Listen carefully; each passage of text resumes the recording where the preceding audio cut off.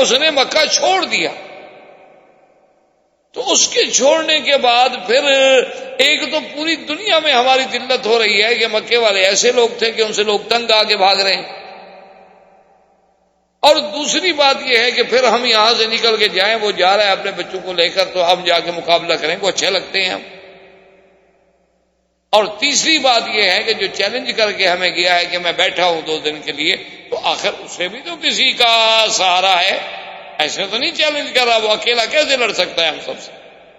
معلوم ہوتا ہے اس کے ساتھ کچھ لوگ ہیں جو عین ٹائم پہ ظاہر ہوں. خیر انہوں نے ارادہ اپنا بدل دیا. حضور صلی اللہ علیہ وسلم کو حکم ہوا ہجرت کا، تو بی بی عائشہ رضی اللہ تعالیٰ عنہ فرماتی ہیں کہ فطرق الباب، ہمارا دروازہ کھٹکھٹایا گیا، تو تھوڑی دیر گزری کہ ہم نے دیکھا فاذا هو رسول اللہ صلی اللہ علیہ وسلم، کہ اللہ کے نبی محمد پاک ہیں. اور ایسے وقت میں تو حضور کبھی ہمارے پاس نہیں آئے. حضور کی یہ عادت مبارک بھی نہیں تھی کہ اس وقت میں ایسے اوقات میں کبھی ہمارے گھر میں آئے. حضور صلی اللہ علیہ وسلم جب آئے، سیدنا ابی بکر صدیق رضی اللہ تعالی عنہ نے دروازہ کھولا، اور سیدنا ابی بکر صدیق رضی اللہ تعالی عنہ کے اس کمرے میں ایک بی بی عائشہ ہیں اور ایک بی بی اسما ہیں. بی بی عائشہ اور بی بی اسما جو ہے یہ بہنیں ہیں، اور دونوں بیٹیاں ہیں سیدنا ابی بکر رضی اللہ تعالی عنہ کی، لیکن دونوں کی ماؤں میں فرق ہے. عرب میں تو پہلے سے رواج تھا نا شادیوں کا، حتیٰ کہ زمانے جاہلیت میں بھی رواج تھا شادیوں کا. اور بلکہ اگر دیکھا جائے تو حضرت سلیمان علیہ السلام کے زمانے میں بھی کہ بھی آپ 90 بیویاں ہوتی تھیں. اسی طرح پھر زمانے جاہلیت میں بھی. یہ تو بعد میں ہمارے ہاں یعنی شریعت نے پھر 4 تک کی اجازت دے دی، لیکن ہماری اللہ کا فضل ہے، انڈو پاک کی مخلوق بڑی شریف شور جو ہیں بیچارے بیوی پرست لوگ ہیں الحمدللہ، وہ ایک سے گزارا کر، وہ ایک سے بھی اپنی عزت نہیں بچا سکتے. شریف لوگ ہیں بیچارے، اور خام خواہ کر کے کیوں اپنے آپ کو خراب کریں؟ ایک ہی کافی ہے، انشاءاللہ اسی سے بخشے جائیں گے.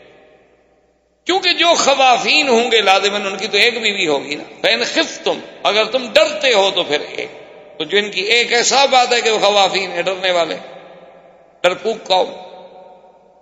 عرب تو غیر ایسے نہیں تھے، عرب تو عرب تھے. تو اب جناب یہ ہوا کہ حضور پاک نے فرمایا کہ اخرج انکا یا ابی بکر، ابی بکر آپ کے گھر میں جو ہیں ان کو باہر بھیج دو، میں نے بات کر لی. اب دیکھو ابو بکر کا اعتماد. اس وقت پتہ ہے بی بی عائشہ حفصہ کے 7-8 سال کی بچیاں، کوئی لمبی عمر کی عورتیں تھوڑی تھی، 7 سال 6 سال 7 سال 8 سال کی بچیاں تھیں. ابو بکر نے کہا یا رسول اللہ ما هذه الا عائشہ و اسماء، میرا مدنی یہ عائشہ ہے، یہ اسماء ہے، یہ ابو بکر کی بیٹیاں ہیں، کوئی غم نہیں، آپ جو مرضی آئے بات کریں، آپ کو میرے گھرانے پہ اعتماد نہیں. 6 سال کی بچی، 7 سال کی بچی، لیکن ابو بکر کا اعتماد دیکھ. حضور صلی اللہ علیہ وسلم فرمایا انی امرت بالہجرہ، ابو بکر میں اس لیے آیا ہوں کہ اللہ نے مجھے حکم دیا ہے کہ میں اب مکہ چھوڑ، میں اب ہجرت کروں. ہجرت کا حکم آ گیا ہے. تو ابی بکر نے فوراً کہا الصحبۃ یا رسول اللہ، حضور آپ کو تو حکم آ گیا، میرے لیے کیا حکم ہے؟ فرمایا ان اللہ امرنی، ابو بکر میرے اللہ نے مجھے حکم دیا ہے کہ ابو بکر کو ساتھ لے کے جانا. فبکا ابی بکر، بی بی عائشہ کہتی ہیں میرے ابا روئے، اور اتنے روئے فرماتی ہیں کہ ما رأیت احدا، میں نے زندگی میں نہیں دیکھا تھا کہ خوشی سے بھی کوئی روتا ہے.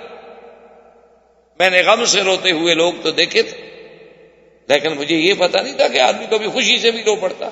خوشی سے بھی آنسو نکل آتے ہیں، اتنا خوش ہوتا ہے کہ اس کے آنسو نکل آتے ہیں. ابا رو پڑے اور اس نے کہا کہ یا رسول اللہ صلی اللہ علیہ وسلم، خدا جانتا ہے میں نے تو 2 اونٹنیاں پال رکھی ہیں، اتنے عرصے سے گھاس کھلا رہا ہوں، اور میں نے تو ساری تیاری مکمل کر رکھی ہے ہجرت کی محمد عربی صلی اللہ علیہ وسلم.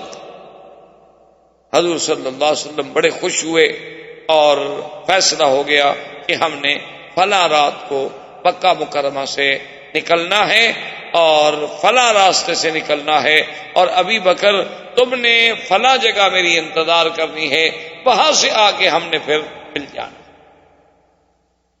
اور حضور صلی اللہ علیہ وسلم نے سیدنا علی رضی اللہ تعالی عنہ کو بلایا۔ حضرت علی رضی اللہ تعالی عنہ کو بلانے کے بعد حضور صلی اللہ علیہ وسلم کے اس زمانے میں کوئی کتابت، کوئی تعلیم، کوئی تحریر، کوئی ایسی چیزیں تو ہوتی نہیں تھی۔ آپ کے پاس سارے مکے والوں کی امانات پڑی تھی۔ اب دیکھیں خدا کی شان ہے کہ مکے والے لوگ چاہے اسلام نہ لے آئیں، حضور کا کلمہ نہ پڑھیں، حضور کو مانتے نہیں ہیں، لیکن جب کوئی اہم اور قیمتی چیز ہوتی، سونا ہے، زیور ہے، چاندی ہے، مجوہرات ہیں، کچھ پیسے ہیں، تو وہ کٹھے باندھ کے دے جاتے حضور کی خدمت میں کہ حضور آپ امانت رکھ لیں، کیونکہ جانتے تھے کہ مخالفت اپنے مقام پر ہے، لیکن محمد عربی امین، صادق، سچے ہیں، امانت والے۔ حضور پاک نے فرمایا کہ حضرت علی تمہارے ذمہ ایک ڈیوٹی ہے، ایک تو ہمارے ہجرت کر جانے کے بعد، سفر کر جانے کے بعد یہ امانتیں جو ہیں ہذہ لفلان و ہذہ لفلان، یہ فلاں کی ہے، فلاں کی ہے، فلاں کی ہے، ان سب کافروں کے گھر میں پہنچانی۔ حاضر یا رسول۔ اور آپ نے فرمایا دوسری ڈیوٹی تمہارے ذمہ یہ ہے کہ تم نے میرے بستر پہ سونا،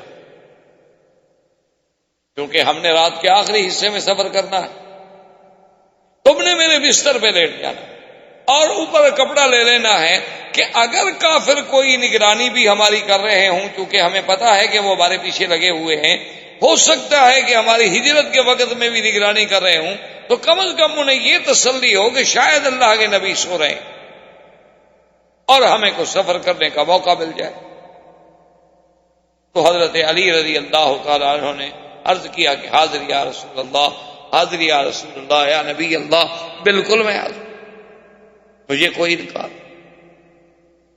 تو اسی لیے اس میں کوئی شبہ نہیں، یہ بہت بڑا مقام ہے، لیکن بعض روافض اسی بات کو بھی دلیل بناتے ہیں کہ حضور کے بعد تو خلافت کا حقدار حضرت علی تھا، کہ حضور نے اپنی امانتیں جو ہیں وہ حضرت علی کو سپرد کی ہیں، وہ حضرت ابو بکر کو تو نہیں دی۔ اسی طرح امت بھی تو ایک امانت ہے، تو جب امانتوں کے رکھوالے خود حضور حضرت علی کو بنائیں تو حضور کے بعد پھر اور کیسے کوئی آدمی اس امت کا رکھوالا بن سکتا ہے؟ اور دوسری بات یہ ہے کہ حضور کے اس تخت پر، اس چارپائی پر، اس مقام پر حضور کے حکم سے حضرت علی لیٹے ہیں، تو جس کو حضور نے اپنے بستر پہ بٹھا دیا ہو تو اس تخت پہ کوئی اور کون بیٹھ سکتا؟ حالانکہ اصولی سی بات یہ ہے کہ یہ سب قیاسی باتیں ہیں، یعنی خیالات ہیں، دلائل ہیں عقلی، اور آپ کو پتا ہے کہ عقلی دلائل تو ہر کسی کے پاس ہوتے ہیں، ہر قوم کے پاس، ہر مذہب کے پاس۔ لیکن جی اب اتنی ساری دنیا جو ہے بتوں کی پوجا کر رہی ہے، دلائل تو ان کے پاس بھی ہے نا، اپنے دل کو اطمینان دلانے کے لیے آخر کوئی چیز تو ہے جس نے ان کے دماغ کو بھی تسلی دی ہوئی ہے کہ ہم یہ اچھا کام کر رہے ہیں۔ ورنہ ایک عام آدمی کو پتہ لگتا ہے کہ دیکھو مورتی انہوں نے خود بنائی ہے، خود رکھ کے پوج رہے ہیں، کوئی عقل کی بات ہے؟ لیکن آخر ان کے پاس تو کوئی دلیل ہے نا جو ان کو وجہ اطمینان بنی ہوئی ہے کہ ہمارا کام ٹھیک ہے۔ ورنہ دلیل کا معنی ہمیشہ یاد رکھیں یہ ہوتا ہے کہ اللہ کا حکم کیا ہے، دلیل یہ نہیں ہوتی کہ تم عقل لڑاؤ، ایک بات ہمیشہ یاد رکھیں، ورنہ دلیل ہر باطل کے پاس ہو، ہر فرقے کے پاس دلیل ہوتی ہے، ہر غلط آدمی کے پاس بھی دلیل ہوتی ہے۔ اچھا آپ دو آدمی لڑ جائیں، ہر آدمی جس کے پاس جائیں گے آپ وہ کہے گا نہیں جناب اس کی زیادتی ہے، کمال کرتے ہیں آپ۔ اس کے پاس جائیں وہ کہے گا نہیں جناب اس کی زیادتی ہے، کمال کرتے ہیں آپ۔ وہ بھی دلیل دے گا، وہ بھی دلیل دے گا، دلیل تو ظالم کے پاس بھی ہوگی، مظلوم کے پاس بھی ہوگی۔ حالانکہ دلیل کا معنی یہ نہیں ہوتا، ہمیشہ یاد رکھیں، دلیل کا معنی یہ ہوتا ہے کہ اللہ اور اللہ کے رسول کا اس بارے میں کیا حکم ہے۔ اگر اللہ کے رسول کے بارے میں حکم نہ ملے تو پھر اجماع امت کس بات پہ ہے؟ اجماع امت نہ ہو تو پھر ہم قیاس کریں گے کسی دوسرے مسئلے پر۔ یہ چار چیزیں ہیں، یہ دلیل نہیں ہوتی کہ اپنا عقل لڑا لیں، اور اگر اپنا عقل لڑائیں تو میں آپ سے پوچھتا ہوں، ایک وہ آدمی ہے جس کو کافروں کی امانتیں ملی ہیں، اور ایک وہ ہے جس کو اللہ نے خود محمد مدنی امانت کے طور پر دیا ہے کہ اس کو ساتھ لے جاؤ۔ تو حقدار زیادہ کون ہے پھر؟ یعنی ایک آدمی تو ان چاندی سونے کی امانتوں کی حفاظت پہ رکھا گیا ہے، اور ایک آدمی کو خود نبی کے وجود کی امانت سپرد ہوئی ہے کہ ابو بکر یہ تمہارے سپرد ہے۔ پھر کس کی زیادہ فضیلت ہے؟ ایک آدمی حضور کے بستر پہ لیٹا ہے، اور ایک خود محمد مدنی جس کی گود میں لیٹا ہے، ان دو میں سے پھر افضل کون ہوگا؟ حضرت علی تو حضور کے بستر پہ لیٹے، اور حضور غار میں ابو بکر کی گود میں لیٹے ہیں، تو پھر آپ بستر پہ لیٹنے والا افضل ہوگا یا جو خود نبی کا بستر بن گیا ہے وہ افضل ہوگا؟ اس لیے عقلی دلائل کی بات نہیں ہوتی، اصل بات قرآن و حدیث کے دلائل کی ہوتی ہے۔ حضور صلی اللہ علیہ وسلم اللہ کے نبی، یہ سارا فیصلہ ہو گیا۔ حضور پاک کا گھر مبارک یوں سمجھ لیں جیسے یہ چھتا بازار ہے، غزہ ہے، ابھی یہاں بیت خدیجہ تھا، اور سیدنا صدیق کا گھر تھا جہاں ابھی یہ شرکہ مکہ بنی ہوئی ہے، یہ تھی شار ابی بکر صدیق، اور یہاں پہلے ایک مسجد بھی آتی تھی، مسجد ابی بکر صدیق، اور وہی بیت ابی بکر صدیق تھا۔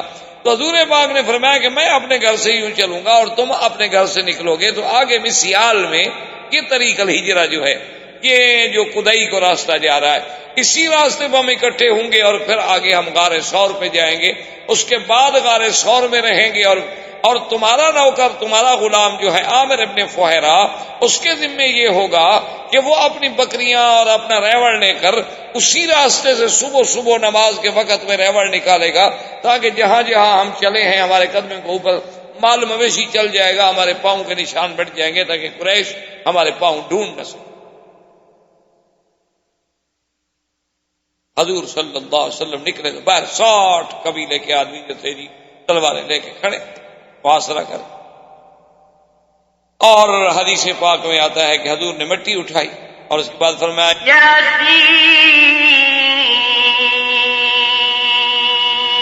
والقرآن الحكيم إنك لمن المرسلين على صراط مستقيم تنزيل العزيز الرحيم۔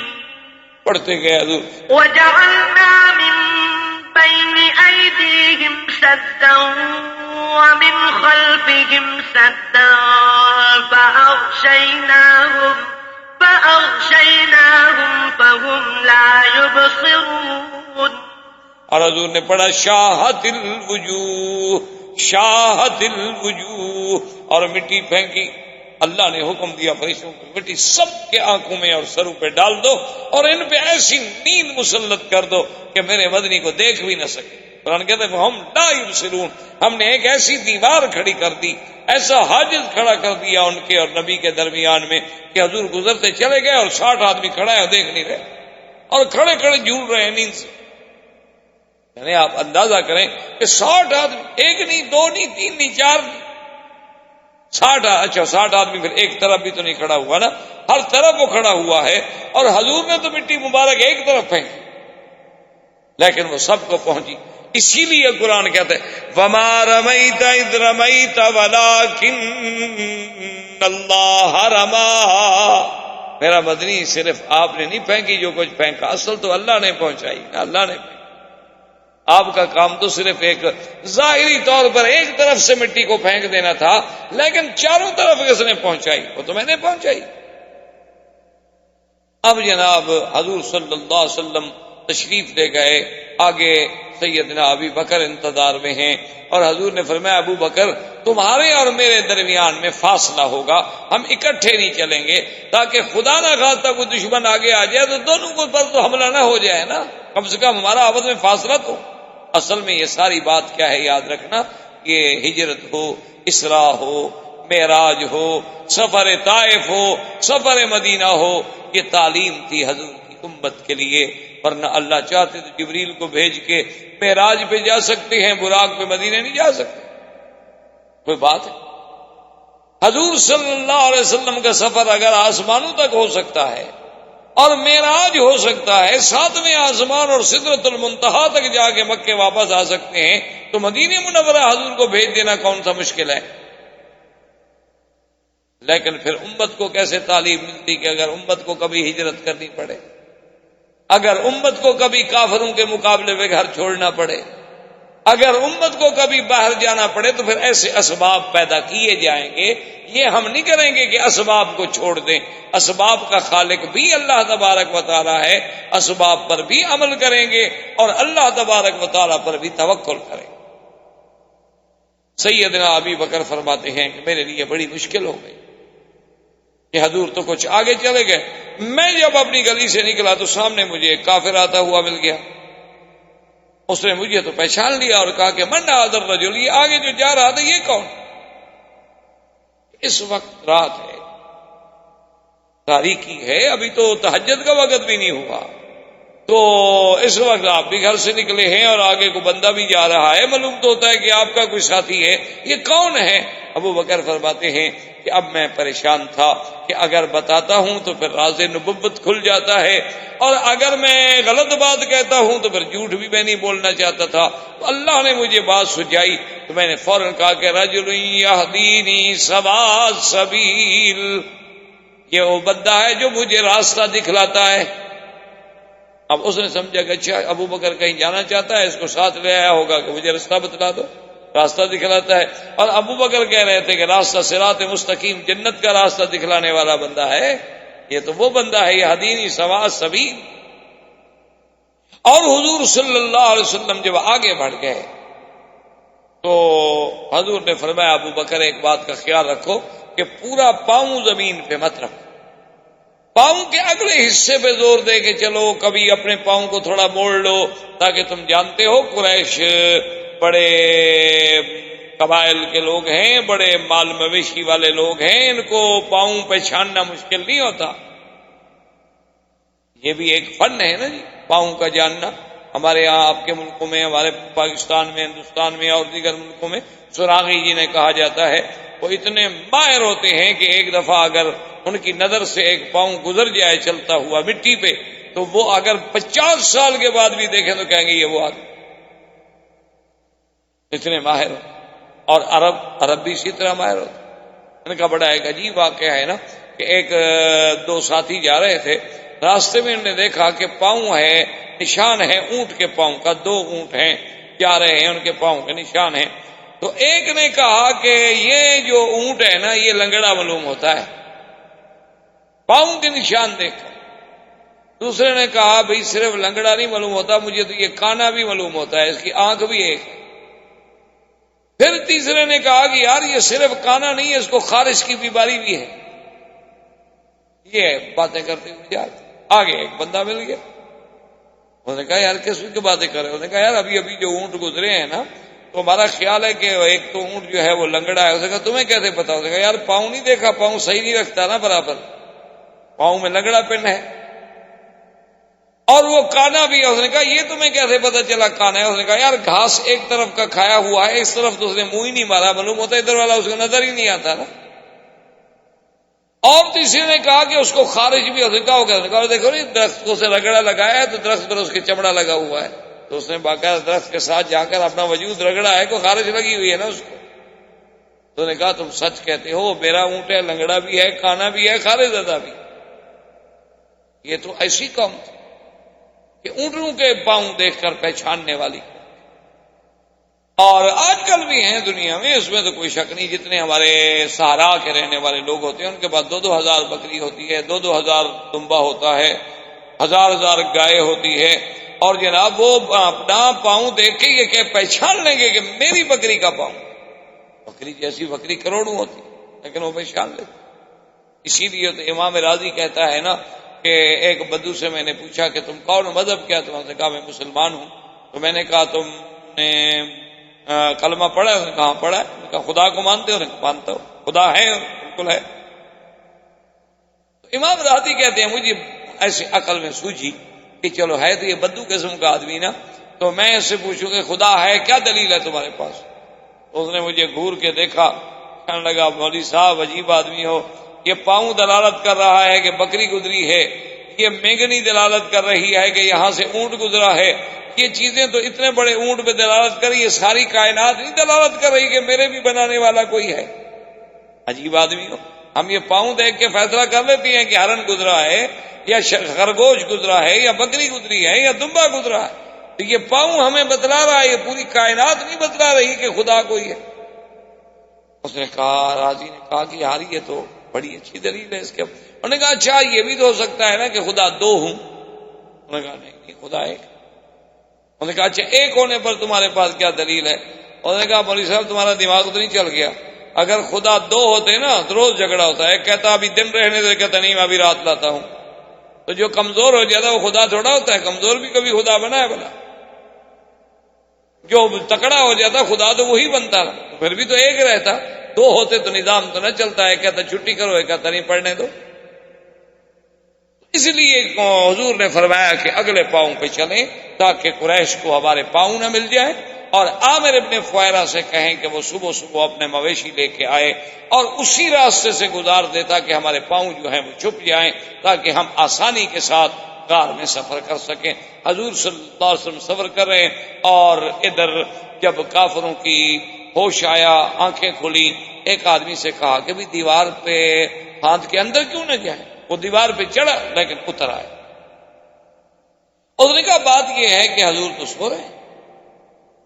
تو اس نے کہا پھر اندر تم کیوں نہیں گئے؟ اندر جاؤ۔ انہوں نے کہا دیکھو اگر ہم نے کسی کے گھر کے اندر چڑھائی کی نا تو قیامت تک تانا رہے گا کہ عورتیں گھر میں ہوتی ہیں، بچے گھر میں ہوتے ہیں، ہم نے ان کے گھروں میں حملہ کیا، ان کے گھروں میں داخل ہو گئے۔ یعنی کافر بھی اس گھر میں داخل نہیں ہوتا تھا کہ جہاں غیر عورت رہتی۔ کافروں کو بھی اتنی شرم تھی کہ جس گھر میں عورت ہو ہم اندر جائیں، باہر کھڑے رہیں گے لیکن بھی اندر نہیں۔ اب جب صبح ہو گئی، بالکل وقت ہو گیا صبح کا، فخرج علی رضی اللہ تعالی عنہ، حضرت علی نکلے۔ اب حیران پریشان کہ بھی اس وقت حضور بھی آتے تھے حرم، یہ تو حضرت علی جا رہے۔ حضرت علی تو کبھی یہاں ہوتے نہیں تھے۔ انہوں نے اس سے کہا بھی تم نے جو دیوار سے دیکھا تھا؟ اس نے کہا میں نے تو سوتے ہوئے دیکھا نا، کپڑا ڈال کے ایک آدمی سوئے، مجھے کیا پتا حضرت علی سو رہے تھے کہ اللہ کے نبی سو رہے تھے۔ اب کھڑے ہیں، تھوڑی دیر گزری، دیکھا تو کوئی بھی نہیں۔ انہوں نے کہا بے وقوفو خرج محمد صلی اللہ علیہ وسلم۔ اچھا دوسرا کہ یار یہ میرے سر میں مٹی کہاں سے آ گئی؟ انہوں نے کہا کمال ہے، مٹی تو میرے سر میں بھی ہے، یار ہمارے سر میں مٹی کیسے آ گئی؟ اب 60 آدمیوں کے سر۔ انہوں نے کہا معلوم ہوتا ہے کہ انہ القت التراب علی رؤوسنا، اللہ کے نبی ہمارے سروں پہ مٹی پھینک کے چلے گئے، ہم ناکام۔ تو اب ایسا کرتے ہیں کہ ڈھونڈتے ہیں اور تلاش کرتے ہیں کہ اللہ کے نبی کہاں گئے۔ زندگی باقی تو بات باقی، وما علینا الا البلاغ۔ برادران اسلام، واجب الاحترام بزرگوں، دوستوں، بھائیوں، عزیز نوجوانوں، دروس سیرت نبی صلی اللہ علیہ وسلم کے بارے میں ہمارا یہ سلسلہ درس الحمدللہ قدر استطاعت اور قدر علم ہم نے ابتدا سے لے کر اس مقام پہ پہنچے تھے کہ حضور صلی اللہ علیہ وسلم کو حکم ہجرت ملا، کیونکہ اللہ کے نبی کا کوئی عمل اللہ کے حکم کے بغیر نہیں ہوتا، اور یہ تو ایک بہت بڑا عظیم مسئلہ تھا، سرزمین حرم کو چھوڑنا، مکہ شریف کو چھوڑنا، کعبۃ اللہ کو چھوڑنا، یہ کوئی معمولی سی بات نہیں تھی۔ افضل بقعۃ فی العالم، پوری کائنات میں سب سے افضل زمین کا ٹکڑا جو ہے وہ اللہ کا کعبہ ہے، حتیٰ کہ صحیح احادیث میں موجود ہے کہ حضور صلی اللہ علیہ وسلم نے کعبۃ اللہ میں کھڑے ہو کر یہ ارشاد فرمایا تھا کہ واللہ انک لخیر ارض اللہ واحب ارض واحب الی اللہ۔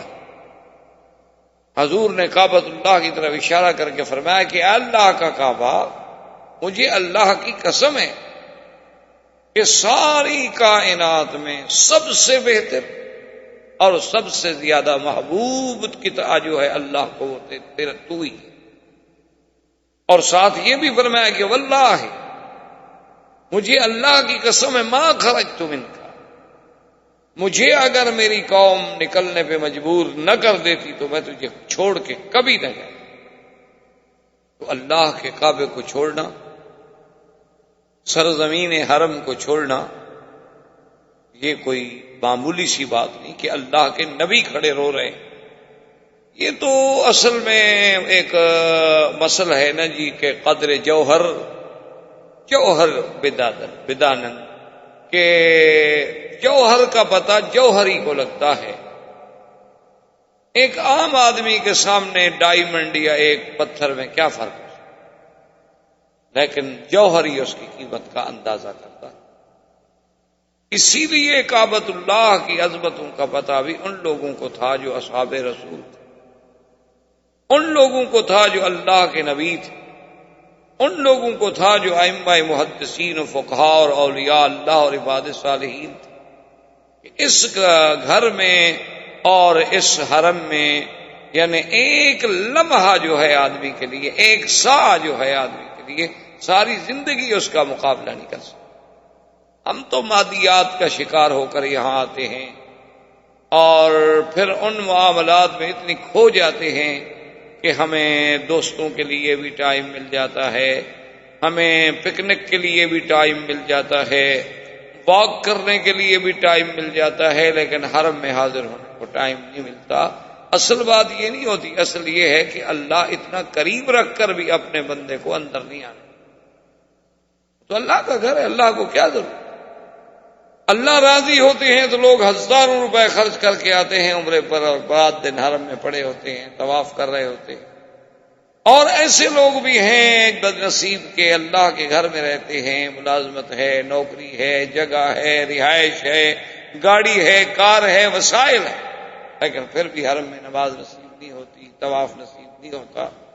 تو ان چیزوں کا تحسر دنیا میں تو خیر کسی کو کیا محسوس ہوگا، اللہ والوں کو تو محسوس ہوتا ہے، ورنہ پھر ہر آدمی کو اس کا آخرت میں پتہ چلے گا کہ ہم نے اتنی بڑی نعمت کا کس انداز سے ناشکر۔ تو حضور سرکار دو عالم صلی اللہ علیہ وسلم نے جب ہجرت کا فیصلہ فرما لیا اور سرکار دو عالم صلی اللہ علیہ وسلم نے اس کی تقسیم کار ایسے کی کہ آپ نے سیدنا علی رضی اللہ تعالی عنہ کو فرمایا کہ تمہارے ذمے تو یہ ہوگا کہ تم میرے بستر پہ، میرے فراش پہ میری چادر اوڑھ کے سو جاؤ گے، تاکہ اگر دشمن دیکھنے کی کوشش کریں تو انہیں اطمینان ہو کہ اللہ کے نبی ابھی گھر میں ہیں اور ہمیں کچھ فاصلہ کرنے کا موقع ملے۔ اور سیدنا ابی بکر صدیق رضی اللہ تعالی عنہ سے یہ فرمایا کہ اللہ کا حکم ہے ابو بکر کہ میں نے تمہیں اپنے ساتھ لے جانا، تم نے میرے ساتھ چلنا ہے، لیکن اس انداز میں ہم نے چلنا ہے کہ اپنا ایک وقت معین ہوگا اور ہم فاصلے سے چلیں گے کہ میں آگے ہوں گا، آپ مجھ سے کچھ دور، اور آپ کا جو غلام ہے عامر ابن فہیرہ، اس کی یہ ڈیوٹی ہوگی کہ جو راستہ ہم نے اختیار کرنا ہے اس پر وہ اپنے مویشی جانور، بکریاں، گائے اور اونٹنیاں لائے گا تاکہ وہ پاؤں جو ہیں ہمارے چھپ جائیں۔ اور عبداللہ ابن ابی بکر کی یہ ڈیوٹی ہوگی کہ وہ ہمیں روزانہ کے معلومات جو ہے وہ پہنچائے گا کہ آج کیا ہوا، آج مکے میں کیا ہو رہا ہے۔ اور بی بی اسما کے ذمہ یہ لگایا گیا کہ تم نے ہمیں طعام پہنچانا ہے۔ یہ ساری تخطیط جو تھی، یہ ساری تنظیم جو تھی، یہ خود حضور سرکار دو عالم رحمت دو جہاں صلی اللہ علیہ وسلم نے خود فرمایا۔ اسی لیے علماء لکھتے ہیں کہ اول فدائی جو ہے میرے مدنی پاک کا باعتبار جان فدا کرنے کے، اس اعتبار سے وہ حضرت علی ہیں کہ اس موقف کو جانتے ہو کہ کافر کتنی دشمن، پھر بستر پہ لیٹ جانا یہ کوئی آسان بات نہیں، یہ بہت بڑی قربانی تھی، بہت بڑی اللہ کے نبی سے محبت کی انتہا تھی کہ آپ نے جان داؤ پہ لگا دی۔ اور سیدنا صدیق رضی اللہ تعالی عنہ کا تو اس سے بھی بڑا امتحان ہے کہ وہ امانت نبوت کو لے کے ساتھ چل رہا۔ سیدنا علی رضی اللہ تعالیٰ عنہ کے لیے تو خطر اس وقت تک ہے جب تک کہ کافروں کو ہو سکتا ہے پتہ نہ چلے وہ حملہ کر دیں، لیکن جب بات معلوم ہو جائے گی تو بات ختم ہو گئی کہ بھئی اللہ کے نبی تو چلے گئی ہے تو حضرت علی۔ لیکن سیدنا ابی بکر رضی اللہ تعالیٰ عنہ کا جو خطرہ ہے وہ تو سارا سفر میں ہے جب تک کہ حضور مدینے نہ پہنچ جائے، ان کے لیے تو پورا سفر قربانی۔ سرکار دو عالم صلی اللہ علیہ وسلم کے سفر کے لیے سیدنا ابی بکر صدیق رضی اللہ تعالیٰ نے عرض کیا کہ یا رسول اللہ میں نے تو 2 اونٹنیاں پہلے سے تیار کر رکھی اور انہیں بڑا کھلایا ہے پلایا ہے، بڑی تر و تازہ، بڑی موٹی ہیں ماشاءاللہ، بڑی ہمت سے سفر کریں گی اور ہمیں کوئی تکلیف نہیں ہوگی، راستے میں سواری نہیں بدلنی پڑے گی۔ حضور نے فرمایا تم نے کیسے کر لیا؟ انہوں نے کہا رسول اللہ ایک تو میں نے خواب دیکھا تھا کہ ہم سفر جو ہے اکٹھے کر رہے ہیں، اور دوسرا مجھے یقین تھا کہ جب میں اجازت مانگتا ہوں ہجرت کی مکے سے جانے کی تو آپ مجھے اجازت نہیں دیتے، آپ کہتے ہیں کہ صبر کرو، سب کو تو اجازت مل رہی ہے۔ آپ نے فرمایا ابو بکر رضی اللہ تعالی عنہ بات ٹھیک ہے، تم نے بہت اچھا کیا، لیکن میں تمہیں 1 اونٹنی کے پیسے ادا کروں گا۔ تو سیدنا صدیق رضی اللہ تعالی عنہ کہ یا رسول اللہ میرا تو سب کچھ میں نے تو اپنا سب کچھ لوٹا دیا ہے، تو اب 1 اونٹنی کے پیسے لے کے میں نے کیا کرنا ہے؟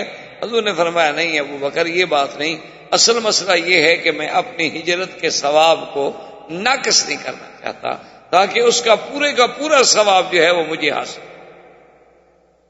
اسی لیے یہ ضروری ہوتا ہے کہ آپ حج پہ جا رہے ہیں، آپ عمرے پہ جا رہے ہیں، آپ عبادت پہ جا رہے ہیں، تو بہتر یہ ہوتا ہے کہ ہر ساتھی اپنا حصہ ڈالے تاکہ اس کے ثواب میں کیوں کمی آئے۔ آج کل کے دور میں یہ بات جو ہے صرف ہم نے دیکھا ہے، سنا ہے، جو کہ کبھی جانے کا اتفاق تو ہوا نہیں۔ تبلیغی جماعت والے حضرات جو ہیں بڑی پابندی کرتے ہیں اور بہت اچھی بات، شریعت کا حکم، اللہ رسول کا حکم ہے، سنت محمد مصطفیٰ، سنت کے عمل میں، قرآن کے عمل میں بڑی طاقت ہے جس کو ہم سمجھتے نہیں ہیں، بڑی مشکل ہی ہے ہماری، چونکہ ہماری آنکھوں پہ مادیت کی ایسی پٹی چڑھ گئی ہے، ہماری آنکھوں پر کفر نے اسباب ظاہرہ کی ایسی پٹی بٹھا دی ہے کہ ہماری آنکھوں میں صرف یہ اسباب ہی رہ گئے ہیں، مسبب الاسباب تک ہماری نظر ہی نہیں جاتی۔ اب آپ دیکھیں نا جی کہ کوئی تصور نہیں کر سکتا، یہ کوئی سوچ سکتا ہے کہ ایک جگہ صحابہ رضوان اللہ علیہم اجمعین نے کافروں کے علاقے پہ حملہ کرنا تھا، تو کافروں نے اپنی فون نے بھیجا کچھ لوگوں کو جاسوس بنا کر کہ مسلمانوں کو پتہ کرو بھی کتنی تعداد ہے، کتنی عدد ہے، کتنا لشکر ہے، ان کے پاس کتنے اونٹ ہیں، کتنا گھوڑے ہیں، کتنے ہتھیار ہیں۔ اتفاق کی بات یہ ہے کہ وہ جاسوس ایسے وقت میں آیا کہ نماز کا وقت تھا، ندی کے کنارے پر صحابہ بیٹھے ہوئے تھے وضو کرنے کے لیے اور سب مسواک کر رہے، مسواک ایک سنت، دانت صاف کر۔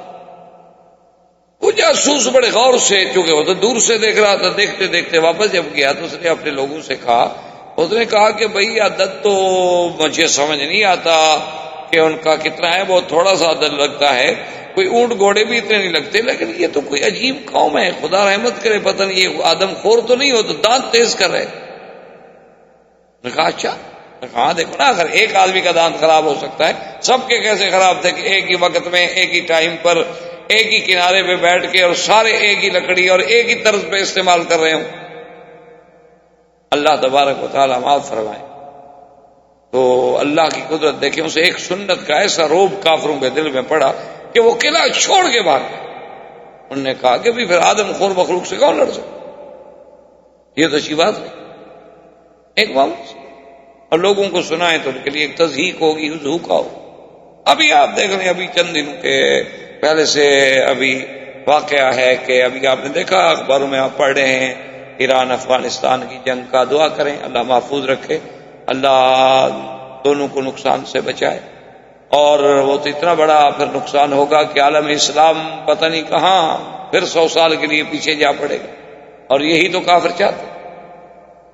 اب جناب وہ فوجیں اور یہ اور وہ، اور جب آ گئی اب 3 لاکھ بارڈر پہ ایک منظم فورس پڑی ہو، اور مقابلہ کن سے ہے؟ مدرسوں کے لڑکوں سے جو انہوں نے کبھی نہ جنگ لڑی ہے، نہ ٹریننگ ہے، نہ کچھ ہے.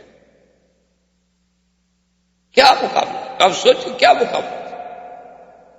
تو ان کے جو امیر تھے نا ان لڑکوں کے، انہوں نے کہا کہ بھائی جتنے علماء ہیں اکٹھے کرو.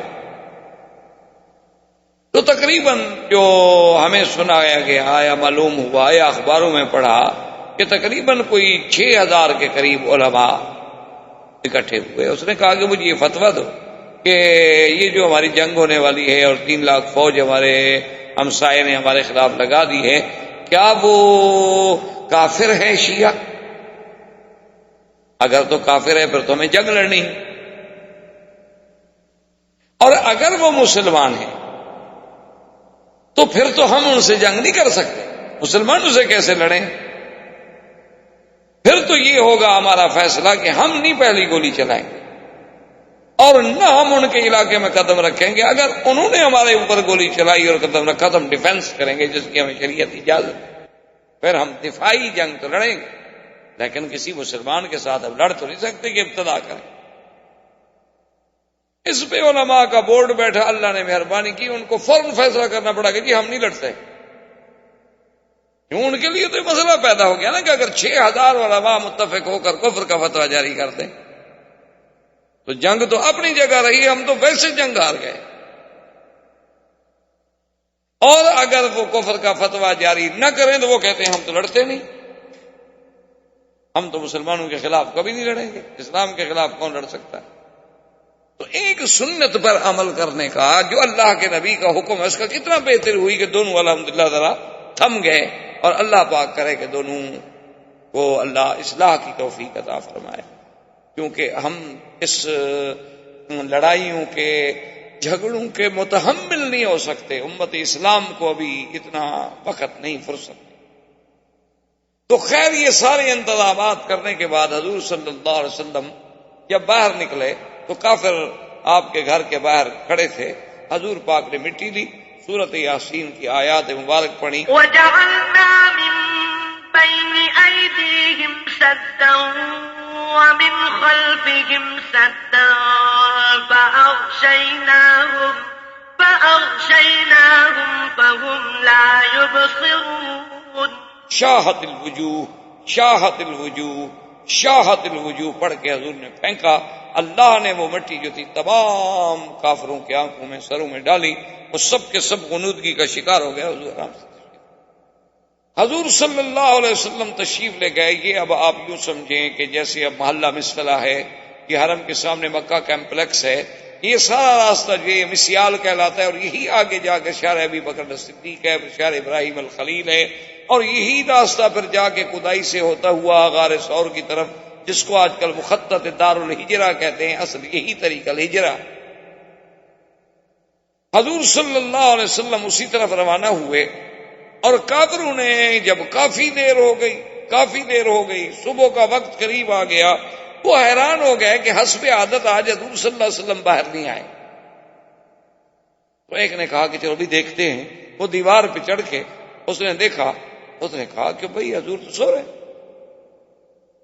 چارپائی پہ لیٹے ہوئے ہیں، کپڑا پہنا ہوا. اب دیکھیں کہ 60 آدمی، 60 نوجوان جنگجو قبائل کے آدمی اور بڑے معروف جنگی لوگ باہر کھڑے ہوئے ہیں، لیکن دشمن کے گھر میں داخل نہیں ہوتے، بھی اندر کود جاؤ. تو علماء نے لکھا کہ وجہ یہ تھی کہ یہ عرب میں آر تھی کہ جس گھر میں بچے ہوں، عورتیں ہوں، اس گھر میں داخل کیسے. کہتے ٹھیک ہے دشمنی ہے، جب مرد نکلے گا قتل کر دیں. لیکن جس گھر میں کوئی عورت ہو، کوئی خاتون ہو، اس گھر میں ہم رات کو کیسے داخل ہو جائیں؟ یہ تو بے حرمتی ہے، یہ تو کسی دوسرے کی عزت کی توہین ہے. یعنی کافروں کو یہ خیال تھا.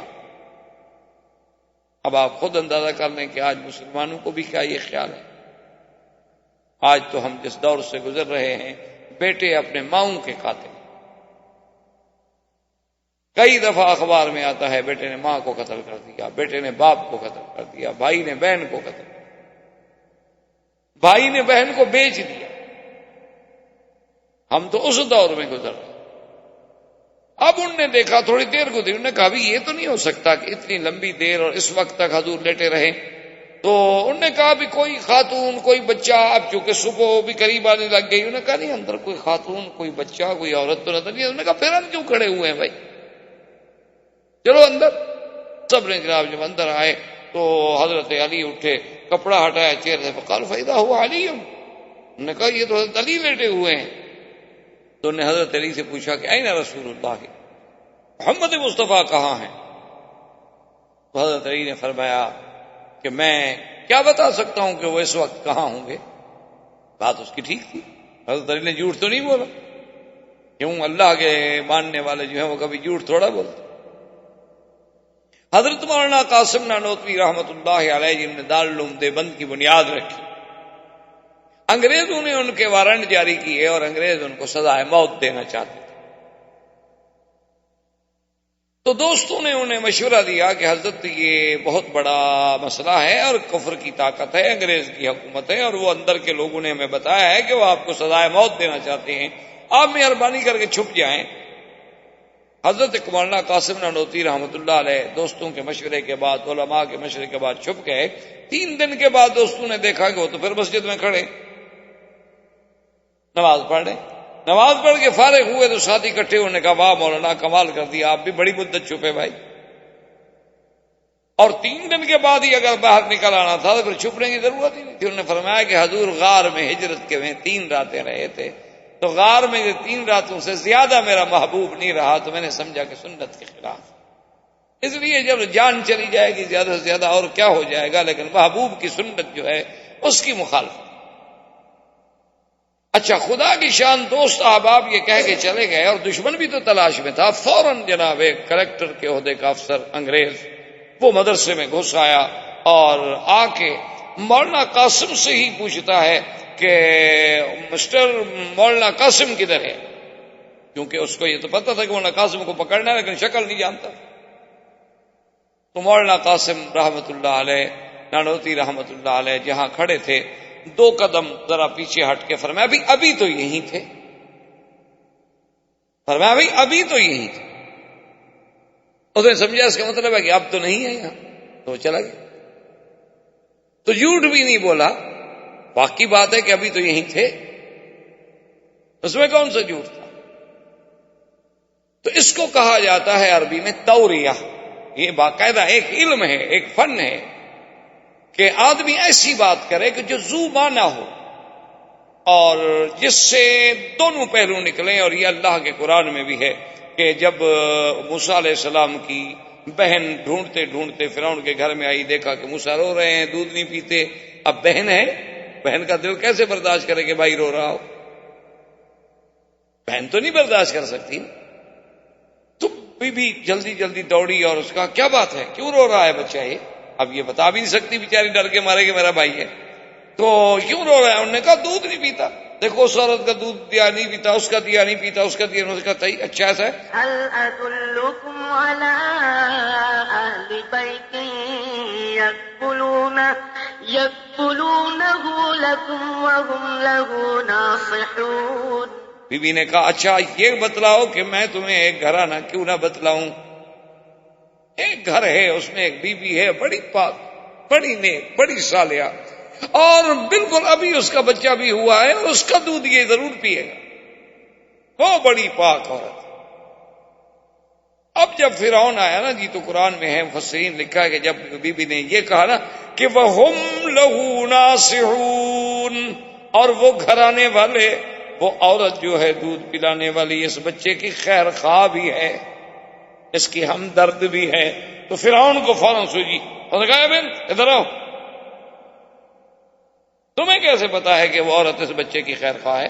اس کو کھٹکا کہ کہیں وہ عورت حقیقتاً تو اس کی ماں نہیں، اور یہ بچی جو ہے وہ جانتی ہے کہ یہ موسیٰ، یہ بچہ کون ہے. تو اس کا مطلب ہے کہ میں جس بچے سے ڈر رہا ہوں کہیں یہ وہ بچہ تو نہیں ہے. تو فرعون کی تو آنکھیں سرخ سے کہا تم نے کیسے کہہ دیا کہ وہ اس کی خیر خواہ ہے؟ اس نے کہا فرعون تو نے سمجھا نہیں، لہو ناصحون، میرا مقصد یہ تھا کہ وہ اس کے خیر خواہ ہے، تیری خیر خواہ ہے. اب ضمیر کا مرجع ادھر بھی ہو سکتا تھا، ادھر بھی ہو سکتا تھا کہ لہو اس کے لیے یا اس کے لیے. میں نے تو کہا تمہاری خیر خواہ ہے، یعنی تمہاری مخالف نہیں، تم نہ ڈرو. وہ تمہارے ماننے والی عورت ہے. اور اچھا اچھا اچھا ٹھیک ہے. تو پھر مطمئن ہو گیا وہ تو بھی میری خیر خواہ ہے نا, بچے کی خیر خواہ تو نہیں ہے. تو اس لیے اس کو کلام عرب میں کہا جاتا ہے توریہ, کہ دشمن کے سامنے آدمی ایک ایسی بات کہے کہ آدمی اپنی جان بھی بچ جائے اور جھوٹ بھی نہ ہو, واقعتاً جھوٹ بھی نہ ہو, اور جان کے بچانے کے لیے اس قسم کے کلمات کہنے جو ہیں اس کی اجازت. اب جب انہوں نے حضرت علی رضی اللہ تعالیٰ عنہ کو دیکھا تو انہوں نے کہا کہ یہاں تو اللہ کے نبی نہیں ہے. فوراً ابو جہل نے کہا دیکھو دوڑو. اس نے کہا فوراً دوڑو, جلدی کرو اور جلدی پہنچو, بس اگر نبی اپنے گھر میں نہیں ہے نا تو پھر وہ ابو بکر کے گھر میں چھپے ہوں. یعنی ابو جہل کا بھی یہ عقیدہ تھا کہ اللہ کا نبی اپنے گھر کے بعد اگر کوئی مقام ہو سکتا ہے تو وہ ابو بکر کا مقام. دشمنی اپنی جگہ. دوڑے دوڑے جب آئے اور حضرت صدیق کے دروازے پہ آ کے کھٹکھٹایا, ابو جہل ہے, ساتھی ہیں, جوان ہیں, تو اندر سے بی بی اسما نکلی. یہ بی بی اسما جو ہیں یہ سیدہ عائشہ کی بہن. ماں کا فرق ہے, باپ ایک. بی بی عائشہ کی ماں الگ ہے, بی بی اسما کی ماں الگ ہیں, لیکن باپ دونوں کے ابو بکر ہیں اور یہ دونوں باپ کی طرف سے بہنیں ہیں. اور یہ وہ بی بی اسما ہیں جو عبداللہ ابن زبیر کی والدہ, اور یہ وہ بی بی اسما ہیں کہ جن کی بہادری کا یہ عالم تھا کہ جن کو اللہ نے اتنی بہادری دی تھی کہ یہ 8 سال کی بچی تھیں جب حضور کا کھانا لے کے غار میں پہنچانے جاتی تھی. تم آپ تو ایک دن ذرا غار میں چڑھ کے دیکھیں, بلکہ مکے کے لوگ جو بڑے بڑے پرانے لوگ ہیں, خبراء ہیں, پرانے علم والے, پرانی زندگی گزارنے والے, وہ کہتے ہیں خدا کی شان ہے کہ غار ثور میں آج بھی جس کے دل میں ابو بکر کی دشمنی ہو وہ غار ثور پہ نہیں چڑھ سکتا. وہ کہتے ہیں شرط لگا لیں کسی دشمن کو لے آئیں, اس کو کہیں کہ اس پہاڑ پہ چڑھو, وہ کبھی نہیں پہنچے گا غار تک. اللہ اسے پہنچنے ہی نہیں دیتے وہاں. کہ جب تم منکر ابو بکر ہو تو پھر وہاں جانے کا کیا مطلب. تو سیدہ اسما جو ہیں یہ اتنی بہادر بچی ہے کہ 8 سال کی عمر ہے. 8 سال کی عمر کیا ہوتی ہے؟ ہمارے بچے بھی تو ہیں نا 8 سال کے, آپ دیکھیں کیا کرتے ہیں ماشاءاللہ. ہاں البتہ ٹی وی شیوی وی سی آر یہ چلا لیتے ہیں, اس میں ماہر ہیں. اس میں خاصی ترقی کی ہے ہماری نسل نے ماشاءاللہ, بہت آگے جا رہی ہے. اور اب تو ایسی ترقی کر گئے ہیں کہ فلمیں جو دیکھتے ہیں نا اپنے گھروں سے چھلانگ لگا کے کئی بچے مر گئے. اور ان بچوں کے لباس اور کپڑوں کو دیکھیں تو آدمی حیران ہوتا ہے کہ پتہ نہیں یہ کس خطے کی مخلوق ہے. میں تو کبھی کبھی سوچتا ہوں کہ دیکھتا ہوں نا ٹوپیاں, رنگ برنگی کپڑے پلاسٹک کے, اور بوٹ اتنے بڑے کہ بچے سے بھاری, اتنے بڑے بڑے بوٹ باندھنے کے لیے 3 آدمی آ جائیں, ایک دفعہ بند جائے تو 3 گھنٹے نہیں کھلتے. اللہ کا عذاب ہے مستقل. کیا ہے نقل کرنی ہے. ایک انگریز پہنتا ہے تو ہمارے بچے کیسے نہ پہنے. نہ آرام مقصود ہے نہ عزت مقصود ہے, نقل مقصود. وہ بدبخت اگر آج بھویں اور بال سب صاف کرا دینا, دیکھ لیں گے آپ 4 دن کے بعد ہی سب صاف. ہماری بد قسمتی ہے. لیکن 8 سال کی بچی ہے, دیکھو باہر نکلی تو ابو جہل جیسا آدمی, ابو جہل 6 فٹ سے بھی لمبا آدمی اور بڑا قداور, بڑا زوردار اور بڑا ڈیل ڈال. اس نے کہا کہ اسما این ابو کی, تمہارا باپ کہاں ہے؟ وَأَيْنَ رسول اللہ, اور محمد مصطفیٰ کہاں ہے؟ اس نے کہا ابو جہل مجھے نہیں پتا کہ وہ اس وقت کہاں ہے. تو ابو جہل نے غصے میں آ کر بدبخت نے سیدہ اسما کے چہرے پہ تھپڑ ڈالا. باقاعدہ کتابوں میں لکھا ہوا ہے کہ دائیں رخسار پہ سیدہ اسما کو ابو جہل نے تھپڑ مارا تو بائیں کان کی بالی جو تھی وہ کان سے ٹوٹ کے 1 فرلانگ دور جا پڑی. اتنا زور سے اس ظالم نے مارا, لیکن بی بی سہ گئی اور راز نبوت نہیں کھولا. مجھے نہیں پتا کہاں ہے. اب شرمندہ بھی ہوا کہ میں نے ایک بچی پہ ہاتھ اٹھایا. اب سب عرب دیکھ رہے ہیں یہ کیسا بدبخت ہے, لڑکیوں کو مارتا ہے. فوراً شرمندہ ہوا, واپس آیا, دارالندوہ میں پہنچا اور فوراً میٹنگ کال کی. انہوں نے کہا کہ دیکھو اللہ کے نبی تو چلے گئے لیکن اگر وہ ہم سے نکل گئے اور کسی بھی طرح وہ مدینہ منورہ پہنچ گئے تو پھر ہماری خیر نہیں ہے. اس لیے ہمیں فوراً ہر ممکن تلاش کرنی چاہیے. اور 100 اونٹنی کا اعلان کیا ابو جہل نے کہ جو آدمی اللہ کے نبی کی خبر لائے گا میں اس کو 100 اونٹنی انعام دوں. اب جناب کفار قریش دوڑ پڑے اور ادھر میرے بدلی آگے آگے جا رہے ہیں، سیدنا صدیق پیچھے جا رہے ہیں. اور جب غار کے پہاڑ کے قریب پہنچے، حضور تھوڑے سے اوپر چڑھے تو سیدنا ابو بکر کہتے ہیں کہ حضور کی انگلیاں مبارک میں خون بھر گئے. ان کے نازک بدن تھا کہ حضرت انس فرماتے ہیں کہ میں نے تو ایسا ریشم و کم خواب بھی نرم نہیں دیکھا جیسے حضور کی تلیاں مبارک نرم تھی.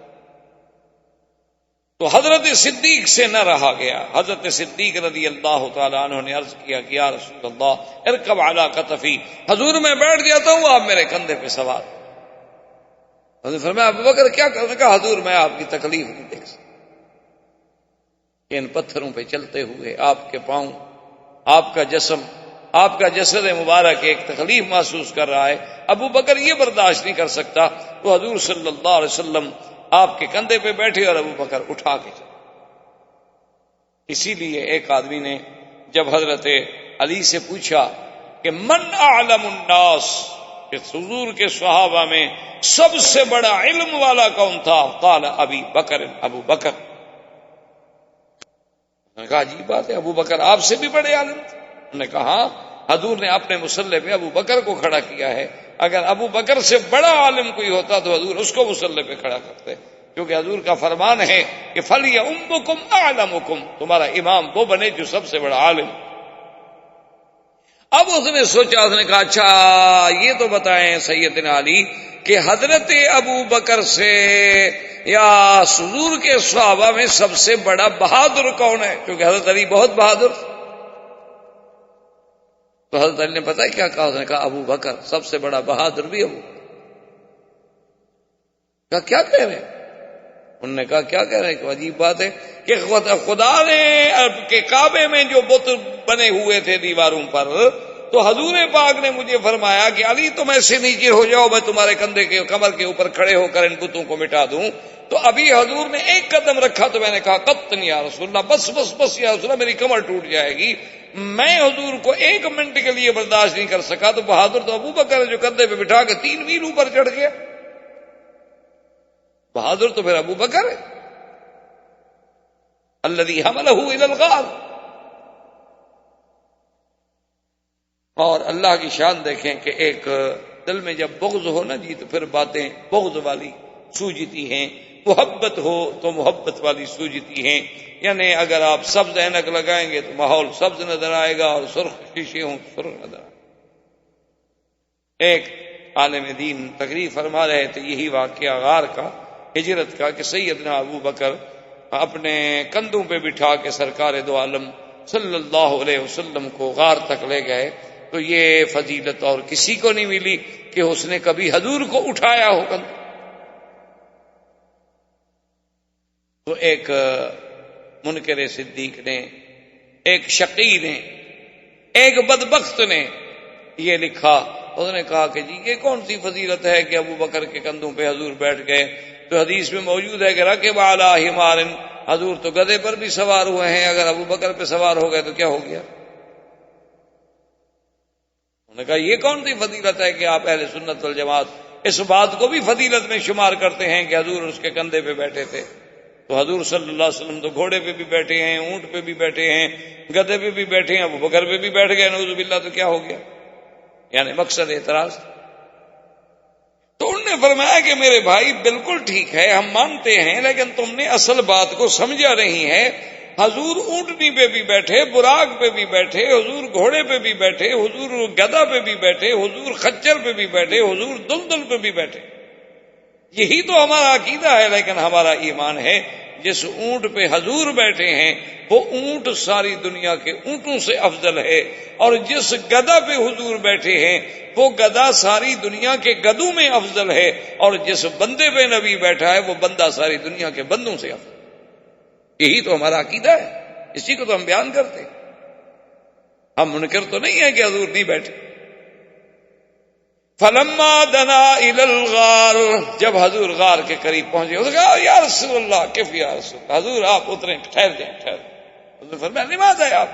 کہنے لگا حضور مدتوں کی پہاڑوں میں غار ہے، خدا جانے اندر کوئی جانور ہو، کوئی سانپ ہو، کوئی پہاڑی بچھو ہو اور کوئی موذی اشیاء اندر ہوں، تو میں کیسے برداشت کر سکتا ہوں کہ پہلے میرا محبوب اندر جائے، پہلے مجھے جانے دے، میں صاف کروں، اطمینان کروں، پھر میرا محبوب اندر آئے. تو حضور نے فرمایا کہ اچھا ٹھیک ہے. تو حضرت ابو بکر اندر تشریف لے گئے اور کپڑے سے پوری غار کو صاف کیا اور دیکھا کہ کہیں سوراخ ہے، کہیں کوئی چیز ہے، کہیں کوئی چیز ہے. غاریں پرانی سی غاریں تھی، تو کہیں کپڑا پھاڑ کے اس میں دے دیا، کہیں کوئی چیز دے دی. بند کر کے اطمینان کرنے کے بعد اس نے عرض کیا ادخل یا رسول اللہ، اب حضور آپ اندر تشریف لائیے. تو علماء نے اس عمل سے ایک مسئلہ استنباط کیا. انہوں نے کہا کہ جب مکے کے جبل سور کی غار میں پہلے ابو بکر داخل نہ ہوں تو نبی داخل نہیں ہوتے، تو مسلمان کے دل والی غار میں بھی جب تک حب ابو بکر نہیں ہوگی تو حب رسول کبھی داخل ہو ہی نہیں. یہ اللہ کی حکمت. جو ابو بکر کا منکر ہے وہ رسول کا منکر. کہ فمن احبهم فبحبی احبهم ومن ابغضهم فببغضی ابغضهم. میرے آقا نے فرمایا کہ جو صحابہ سے محبت کرتے ہیں وہ دراصل صحابہ سے محبت نہیں، وہ میری محبت ہے. جو میرے صحابہ، اس لیے محبت ہے نا. ومن ابغضهم، اور جن کو صحابہ سے بغض ہے، فببغضی ابغضهم، ان کو دراصل محمد الرسول اللہ سے بغض ہے. صحابہ کا تو بہانہ کرتے ہیں، اصل تو اللہ کے نبی سے بغض. اب جناب کفار قریش کے جو وہ گروپ بن گئے، تم ادھر بھاگو ادھر بھاگو، تلاش کرو تلاش کرو، اور جناب جہاں جاتے ہیں کوئی نشان ہی نہیں ملتا. کیونکہ وہ تنظیم ایسی تھی نا کہ جب صبح ہونے سے پہلے تو عامر ابن فہرہ مال لے گئے، اور جہاں جہاں حضور پاک کے قدم تھے، ابو بکر کے قدم تھے، اوپر مال چلا گیا، خلاص نشان مٹ گئے. لیکن ڈھونڈتے ایک گروپ جو ہے وہ عین غار ثور پہ پہنچ گیا. جب وہاں پہنچا وہ گروپ، اب کتابوں میں مختلف باتیں ہیں. بعض لوگ کہتے ہیں، بعض روایات میں یہ بھی ہے کہ ایک عنکبوت کہتے ہیں مکڑی. یہ آپ نے دیکھا نا، مکڑی گھروں میں جالا تن دیتی ہے، کوئی گھر ویران پڑا رہے تو اس کی چھتوں کے ساتھ جیسے جالا سا بنا لیتی ہے. یہ اس کو مکڑی کہا جاتا ہے، عربی میں اس کو کہتے ہیں عنکبوت.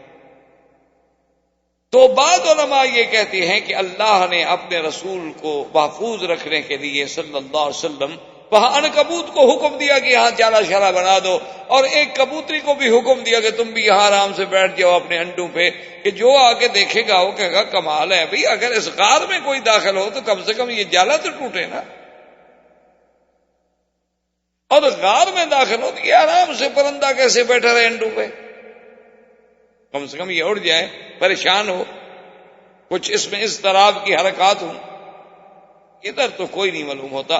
لیکن یہ روایات کسی صحیح حدیث میں نہیں ملتی. البتہ بعض روایات میں ہیں جو روایات ضعیف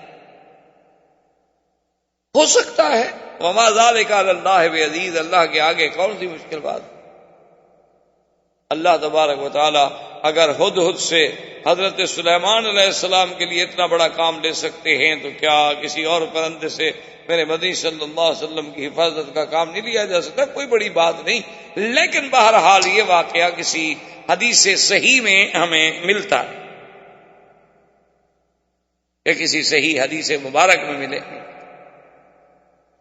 البتہ یہ بات جو ہے یہ بخاری و مسلم میں اور سیاہ ستہ میں موجود ہے کہ جب وہ گروہ آیا تو وہ بالکل عین دروازے کے قریب آ گئے، اور حضرت ابو بکر فرماتے ہیں کہ میں ان کے قدموں کو دیکھ رہا ہوں کہ وہ کھڑے ہیں.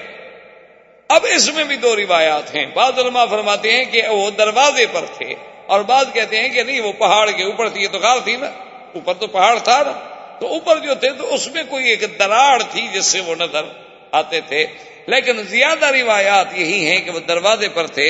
یعنی یوں اگر مڑ کے دیکھا جائے تو حضرت ابو بکر گھبرائے تو انہوں نے فوراً کہا کہ یا رسول اللہ لو نظر احدہم تحت قدمیہ لابصرنا. میرا مدنی اگر ان میں سے کسی نے صرف اپنے پاؤں کے نیچے بھی غور کر کے دیکھا تو نیچے تو ہم بیٹھے ہم نظر آ جائیں. اللہ اکبر. حضور نے فرمایا ما ظنک باثنین اللہ ثالثہما. اللہ اکبر. ما ظنک یا ابا بکر باثنین اللہ ثالثہما. حضور نے فرمایا ابو بکر کیا گمان ہے تمہارا ان دو آدمیوں کے بارے میں جن کے ساتھ تیسرا خود خدا ہو. ان کا کوئی کچھ بگاڑ سکتا ہے؟ اسی کو قرآن نے اتارا. قرآن اللہ کا جبریل لایا الا تنصروہ فقد نصرہ اللہ اذ اخرجہ الذین کفروا ثانی اثنین اذ ہما فی الغار. اللہ نے فرمایا کہ دیکھو اللہ نے کیسے مدد کی. کب؟ اللہ فرماتے ہیں کہ جب کافروں نے میرے مدنی کو اور ابو بکر کو نکالا اذ اخرجہ الذین کفروا ثانی اثنین، وہ دو میں سے دوسرا. اللہ نے یہ نہیں فرمایا اثنین بلکہ فرمایا ثانی اثنین اذ ہما فی الغار، کہ وہ دو میں سے دوسرا. یعنی قرب نبی کا، صحبت نبی کا، تقرب رسول کا اتنا رنگ چڑھا ہے کہ اب ابو بکر بھی گویا نبی کے برابر آ کے دوسرا بن گیا. ورنہ کہتے اللہ پاک فرماتے ایک نبی اور ایک ابو بکر. فرمایا ثانی اثنین اذ ہما فی الغار اذ یقول لصاحبہ لا تحزن ان اللہ معنا، کہ جب اللہ کے حکم سے مدنی مصطفیٰ فرما رہے تھے اپنے صاحب کو کہ لا تحزن، غم نہ کر، اللہ ہم دونوں کے ساتھ ہے.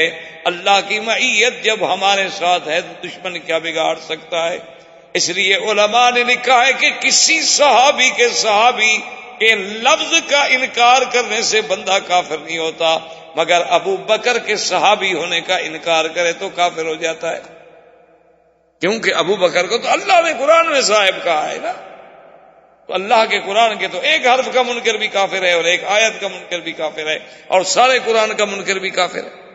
تو قرآن کہہ رہا ہے کہ اذ یقول لصاحبہ، اور خدا کی شان ہے کسی میدان کا بھی واقعہ نہیں کہ کوئی بندہ یہ کہہ سکے کہ صاحب سے مراد یہ تھے، یہ نہیں تھے، یہ تھے، یہ نہیں تھے، چونکہ غار میں یا محمد ہیں یا ابو بکر ہیں اور ہے کوئی نہیں، تو کوئی اور تو صاحب بن ہی نہیں سکتا نا. اذ یقول لصاحبہ لا تحزن ان اللہ معنا. اللہ کی شان دیکھیں، یہاں ایک ابو بکر کی شان ہے اور ایک میرے مدنی محمد مصطفیٰ کی شان ہے. کیوں؟ علماء نے لکھا کہ دیکھو کہ جب موسیٰ علیہ السلام کے ساتھ ان کی قوم اللہ اکبر مصر سے نکل کے جا رہی تھی اور پیچھے فرعون لشکر لے کے آ گیا تو قوم گھبرا گئی، ڈر گئے. پہلے بھی تو بڑے کچلے ہوئے لوگ تھے، مظلوم، کیونکہ جو لوگ کافروں کے ملک میں رہتے ہیں نا ان کو پتا ہے نا کہ مسلمانوں کی زندگی وہاں کیسے. یہ تو الگ بات ہے کہ اللہ نے مسلمانوں کو جہاں حکومت دی انہوں نے کبھی اقلیات پہ کبھی کافروں پہ ظلم نہیں کیا، لیکن جب کافروں کو طاقت ملی آج بھی اسپانیہ اور غرناطہ کی مسجدیں گواہ ہیں کہ کفر کیا کرتا ہے.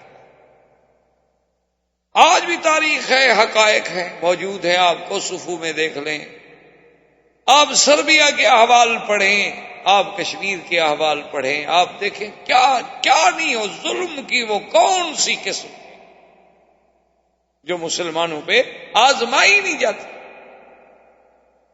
وہ ظلم کا کون سا ایسا نیا طریقہ ہے. میرے خیال میں اگر آج اللہ تاتاریوں کو، ہلاکو کو، چنگیز کو، ان بدبختوں کو بھی زندہ کر دینا، ان کو بھی یہ طریقے ظلم کے نہیں آتے جو مسلمانوں کے خلاف آزمائے جائیں۔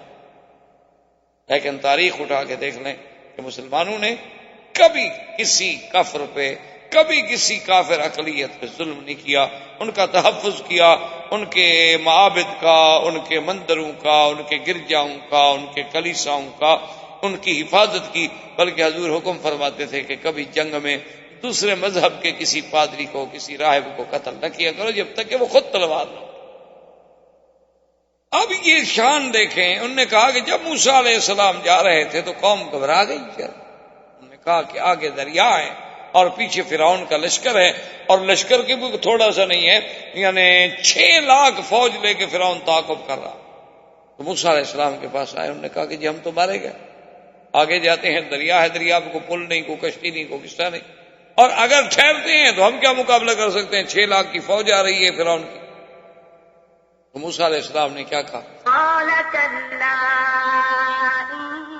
إن معي ربي سيهدين فرمایا قوم مت ڈرو، میرا رب میرے ساتھ ہے، مجھے راستہ دکھلائیں۔ انہوں نے کہا یہی فرق ہے موسیٰ اور محمد مصطفیٰ کا، کہ موسیٰ علیہ السلام نے کہا میرا اللہ میرے ساتھ ہے، لیکن یہ شان کرم ہے محمد پاک کا۔ انہوں نے فرمایا ان اللہ معنا، ابو بکر اللہ ہم دونوں کے ساتھ ہے۔ انہوں نے یہ نہیں کہا کہ صرف میرے ساتھ ہے۔ تو یہ شان رحمت کی علامت۔ اب جب حضور نے تسلی دی تو ابو بکر کو تسلی آئی کہ جب اللہ کا نبی کہہ رہے ہیں تو صاف بات ہے کہ اللہ کا نبی تو کوئی بات ایسے نہیں کہتے جب تک اللہ وحی نہ بھیجیں، اللہ خبر نہ کرے۔ لیکن افسوس ہے، بدقسمتی ہے ہماری کہ ایسے ایسے فرقے بھی پیدا ہو گئے کہ جنہوں نے حقائق کو مسخ کر ڈالا۔ انہوں نے باقاعدہ کتابوں میں لکھا ہے کہ دراصل ابو بکر نے شور کر دیا، رونے لگ گیا۔ بظاہر تو وہ نبی کو نعوذ باللہ دھوکہ دے رہا تھا کہ میں آپ کی محبت میں، آپ کے غم میں رو رہا ہوں، اور اندر سے ابو بکر کا مقصد یہ تھا کہ دشمن جو باہر کھڑے ہیں وہ میرے رونے کی آواز کو سنیں اور اندر آ کر اللہ کے نبی کو پکڑ لیں۔ اس نے تو شور مچایا تھا۔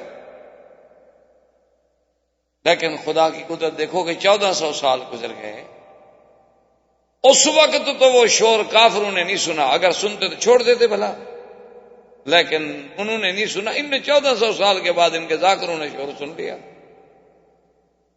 مکے والوں نے جو غار کے اوپر کھڑے تھے وہ تو نہیں سن پائے۔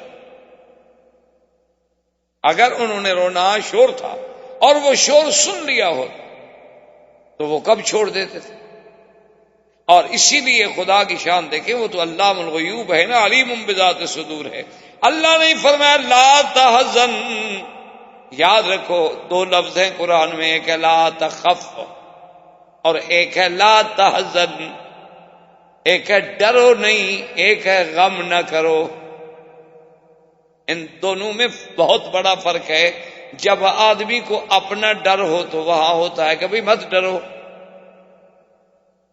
جیسے موسیٰ علیہ السلام کو اللہ نے حکم دیا کہ تمہارے ہاتھ میں کیا ہے؟ اللہ میاں لکڑی، فرما گراؤ، پھینکو، پھینک کے سام پڑ گیا، بھاگے موسیٰ علیہ السلام۔ اللہ فرمایا خذھا ولا تخف، موسیٰ علیہ السلام پکڑو لکڑی، ڈرو شرو نہیں، خیر ہے، یہ تو معجزہ ہے، ہم نے سام بنایا، ابھی لکڑی ہم بنا دیتے ہیں۔ تو موسیٰ کو اپنا ڈر تھا تو اللہ نے فرمایا لا تخف۔ اور اللہ نے اسی موسیٰ کی اماں کو فرمایا کہ جب دشمنوں کو پتہ چل جائے تیرے بچے کا، وَأَوْحَيْنَا إِلَىٰ أُمِّ مُوسَىٰ أَنْ أَرْضِعِيهِ فَإِذَا خِفْتِ عَلَيْهِ فَأَلْقِيهِ فِي الْيَمِّ وَلَا تَخَافِي وَلَا تَحْزَنِي إِنَّا رَادُّوهُ إِلَيْكِ وَجَاعِلُوهُ مِنَ الْمُرْسَلِينَ۔ اللہ نے فرمایا کہ موسیٰ کی اماں اپنے بچے کو دودھ پلا کے صندوق میں بند کر کے ڈرو نہیں دریا میں ڈال لو، لا تخافی، تم اپنا بھی کوئی ڈر نہ کرنا، تمہاری بھی ہم حفاظت کریں گے، ولا تحزنی، اور موسیٰ کا بھی ڈر نہ کر، غم نہ کر، اس کا بھی کوئی فکر نہ۔ انا رادوہ الیک، ہم موسیٰ کو تمہاری طرف لوٹائیں گے، وَجَاعِلُوهُ مِنَ الْمُرْسَلِينَ، اور ہم موسیٰ علیہ السلام کو مقام رسالت بھی عطا فرمائیں گے۔ تو اللہ نے یہاں بھی کیا فرمایا؟ اللہ نے فرمایا اِذْ يَقُولُ لِصَاحِبِهِ لَا تَحْزَنْ، میرا مدنی اپنے سنگی کو، ساتھی کو، صاحب کو کہہ دے کہ وہ تیرا غم نہ کرے۔ وہاں بھی ابو بکر کو غم تھا تو محمد مصطفیٰ کا تھا، نہ اپنا فکر تھا نہ غم تھا۔ اللہ نے لا تخف نہیں فرمایا بلکہ لا تحزن کا لفظ فرما کر ہمیشہ کے لیے دشمنوں کا منہ بند کر دیا۔ حضور صلی اللہ علیہ وسلم غار میں ہیں اور پوری کفر کی طاقت جو ہے نا جناب وہ تلاش میں ہے، لیکن اللہ کی شان ہے کہ ایسا نظم ہے، اور یہ سعادت ملی تو صرف صدیق کے گھرانے کو ملی ہے کہ غار کا ساتھی ہے تو ابو بکر ہے، اور سارے دشمنوں کی خبریں لانے والا ہے تو عبداللہ ابن ابی بکر ہے، ابو بکر کا بیٹا ہے، اور نقش مٹانے والا ہے تو ابو بکر کا غلام عامر ابن فہیرہ ہے، اور طعام پہنچانے والی ہے تو ابو بکر کی بیٹی ہے، اور راز نبوت کے لیے مار کھانے والی ہے تو وہ ابو بکر کی بیٹی ہے، جس کو اللہ اتنی نعمتیں دے اس کی شان میں کون کمی کر سکتا؟ یہ تو ہماری کم عقلی ہے، ہمارے ان دوستوں کی کم عقلی ہے کہ جن کو آج تک اصحاب رسول کی عظمت اور مقام جو ہے وہ سمجھ نہیں آ سکتا۔ روزانہ باقاعدہ تنظیم سے عبداللہ ابن ابی بکر جا کے حال پہنچاتے ہیں کہ یا رسول اللہ آج کافروں نے یہ کیا یہ کیا یہ کیا۔ عامر ابن فہیرہ مال چراتے چراتے نقصان مٹاتے ہیں اور 7 بکریوں کا دودھ پہنچا دیتے ہیں۔ بی بی اسما کھانا پہنچا دیتی ہیں عامر ابن فہیرہ کو، اور عامر ابن فہیرہ آگے کھانا پہنچا دیتے ہیں، اور ایک دلیل ہے راستہ دکھلانے والا وہ یہودی ہے۔ اسی لیے علماء نے لکھا کہ اگر اللہ چاہتے تو جو خداوند قدوس معراج کی رات میں بیت المقدس کو اٹھا کے اللہ کے نبی کے سامنے کر سکتے ہیں تو کیا مدینے کا راستہ نہیں دکھلا سکتے؟ حضور صلی اللہ علیہ وسلم کے لیے مدینے کا راستہ کھول دینا کوئی مشکل بات ہی، سارا مدینہ سامنے کر دے، لیکن امت کو سبق دینا تھا کہ اگر کوئی راستے کے امور میں، کسی جہاد رانی میں، کسی راستے کی سفر کی معلومات کے لیے، دنیاوی علوم حاصل کرنے کے لیے اگر یہودی نصرانی کافروں سے معاملہ کیا جائے تو کوئی منع نہیں۔ اس لیے جو دلیل تھا جس کے ذمے تھا کہ تم نے ہمیں خفیہ راستے سے مدینہ منورہ پہنچانا ہے وہ کافر تھا۔ اچھا خدا کی شان ہے کہ وہ کافر بھی اتنا پکا تھا کہ اس نے آخر وقت تک غداری نہیں۔ آج کا کوئی مسلمان ہوتا نا تو بڑا اعلیٰ سودا کرتا ابو جہل سے، کیونکہ آج کل تو مسلمان ماشاءاللہ مانا یہی ہوتا ہے نا کہ ہر بات پہ کمیشن، ہر بات پہ سودا، تو اس نے بھی غداری نہیں۔ اب حضور صلی اللہ علیہ وآلہ آلہ واصحابہ وسلم تسلیما کثیرا کثیرا 3 راتیں رہنے کے بعد غار سے اب کافر تو تھک گئے۔ 3 راتیں کو مذاق تو نہیں ہوتی نا کہ 3 دن اور 3 رات پورے مکے کے راستے سارے جو ہیں کنگھال ڈالو اور کہیں سے کوئی خبر نہ ملے، تو ذرا وہ تھمے، اور حضور اپنے اونٹنیوں پر سیدنا ابو بکر کے ساتھ ایک خالص خفیہ طریق سے، خفیہ راستے سے غار سے نکل کے آپ نے سفر اختیار فرمایا۔ اور صحیح حدیثوں میں واقع آتا ہے کہ یہ سفر ہوتے ہوتے ہوتے ہوتے جب حضور صلی اللہ علیہ وسلم، آج بھی آپ اگر مکے سے مدینہ منورہ جائیں نا اپنی گاڑیوں پر بے روڈ جائیں تو آپ نے دیکھا ہوگا کہ آپ یہی روڈ جو ہے طریق الہجرہ یا طریق المدینہ لے کے نکلیں تو آگے رابق سے پہلے جدے سے راستہ آتا ہے، اور وہاں یہ مکے والا راستہ بھی جا کے مل جاتے ہیں، پھر آگے جا کے ایک راستہ یوں آ رہا ہے اور ایک یوں جا رہا ہے، یوں آگے جا کے مل گئے۔ حضور پاک تو پہاڑوں سے آ رہے تھے، یہ جو راستے میں وادیاں ہیں جیسے وادی عثفان ہے، وادی قدید ہے، یہ ساری وادیوں کے قریب قریب پہاڑوں سے گزرتے ہوئے، کیونکہ اس زمانے میں اونٹوں کا سفر ہے، وہ کاریں ہیلی کاپٹر تو نہیں تھے۔ جب حضور صلی اللہ علیہ وسلم اس راستے پہ پہنچے جو راستہ سیدھا مکے سے آ رہا تھا، تو حضرت ابو بکر صدیق فرماتے ہیں فبکا رسول اللہ صلی اللہ علیہ وسلم، حضور رونے لگ گئے، آنسو مبارک آ گئے داڑھی مبارک پہ۔ حضرت صدیق نے عرض کیا کہ یا رسول اللہ کیا بات ہے، آپ کیوں اداس، کیوں رو رہے ہیں، مجھے بتائیں۔ حضور نے فرمایا کہ ابو بکر انی اتذکر مکہ، یہ مکے کی سڑک دیکھ کر مجھے مکہ یاد آ گیا۔ حقیقت ہے، عجیب بات ہے، آپ نے پتہ نہیں کبھی سوچا ہوگا نہیں سوچا ہوگا، خدا کی شان ہے، آدمی جب باہر جاتا ہے نا کبھی اپنے وطن میں، پاکستان یا ہندوستان یا اپنے ملک میں یا باہر، یقین کریں کہ ایک دفعہ میں خود سفر کر رہا تھا تو میں نے ساتھی سے کہا کہ میں نے کہا یار کوئی ریڈیو شیڈیو لگاؤ، سفر کر رہے ہیں، نیند کا اثر ہے، تو ریڈیو لگایا نا جی، تو مکے کی قدرت سے وہ اسٹیشن لگا، محطہ لگا، تو اذان آ رہی تھی حرم کی۔ میں نے کہا یار بس ٹھیک ہے، جلسے ولسے چھوڑو، مجھے تو ایئرپورٹ پہ پہنچاؤ، بس ٹھیک، میں پہلی فلائٹ سے واپس بھیج۔ کہا کمال کرتے ہیں، ہم اتنے اعلان کر چکے ہیں، اشتہارات دے چکے ہیں، اللہ کی مخلوق تو انشاءاللہ آپ تو خیر مکہ شریف پہنچ جائیں گے، لیکن ہمیں تو جمرۃ العقبہ بنا دیں گے، اتنے پتھر ماریں گے جتنے حاجی نہیں مارتے شیطان۔ ہمارا کیا گناہ ہے؟ میں نے کہا یار آپ کا گناہ تو خیر کوئی نہیں، لیکن بات یہ ہے کہ اذان سن کر وہ جو منظر ہے اللہ کے گھر کا، وہ جو نماز، وہ جو کعبۃ اللہ کے حضور حاضری، کہ ہم جیسے گندے لوگ ہوں اور کعبے کے سامنے کھڑے ہوں، وہ منظر جب آدمی کو یاد آتا ہے نا، خدا جانتا ہے پھر وہ مزہ نہیں آتا دوسری جگہ نمازوں۔ یہ تو ہم گناہ گاروں کی کیفیت ہے، اللہ والوں کو تو پتہ نہیں کیا کیا کیفیتیں جو اہل اللہ ہوں گے۔ تو حضور پاک پہ کیا گزری ہوگی جب مکے کی سڑک آئی، تو کیسے نہ روئیں حضور صلی اللہ علیہ وسلم مکے کو یاد کر کے۔ اللہ نے جبریل بھیجا اور فرمایا کہ جا کے فوراً میرے نبی سے کہہ دو ان الذی فرض علیک القرآن لرادک الی معاد، کہ میرا مدنی جس ذات نے تجھ پہ قرآن نازل کیا ہے اس کا وعدہ ہے کہ ہم تجھے پھر لوٹائیں گے مکہ میں، غم نہ کریں آپ حضور، آپ غم نہ کریں، آپ اداس نہ ہوں۔ اب علماء کہتے ہیں کہ اللہ نے یہ کیوں کہا کہ ان الذی فرض علیک القرآن، یہاں قرآن کے ذکر کرنے کی کیا حکمت تھی؟ بس یہ فرما دیتے کہ ہم آپ کو مکہ لوٹائیں، لیکن یہ کہنا کہ وہ ذات جس نے قرآن فرض کیا، وہ ذات جس نے قرآن نازل کیا، تو قرآن شریف کے ذکر کی کیا ضرورت ہے؟ علماء نے لکھا اس میں اشارہ تھا کہ میرا مدنی جب ہم نے قرآن اتارنا چاہا اور جبریل میرا قرآن لے کے آیا تو کوئی دشمن روک سکا؟ ہم نے چاہا تو غار حرا میں بھی تو قرآن پہنچا دیا، ہم نے چاہا تو غار ثور میں بھی تو قرآن پہنچا دیا۔ تو جب ہم اتارنا چاہتے ہیں نا قرآن، اور ہمارے فرشتے کو کوئی نہیں روک سکتا، جب ہم اپنے نبی کو مکے میں لانا چاہیں گے تو میرے نبی کو کون روک سکتا ہے؟ یہ تو میری حکمتیں ہیں کہ کب لاؤں گا کب نہیں لاؤں گا، ورنہ تو جب میں فیصلہ کروں گا تو پھر میرے فیصلے کے آگے کون ٹھہر سکتا؟ تو حضور صلی اللہ علیہ وسلم کا یہ قافلہ نبوت،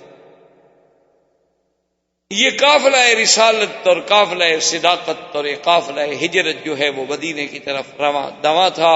اللہ آپ کو بھی اور مجھے بھی اتباع سنت رسول پاک صلی اللہ علیہ وسلم کی توفیق دیں۔ وما علینا الا البلاغ۔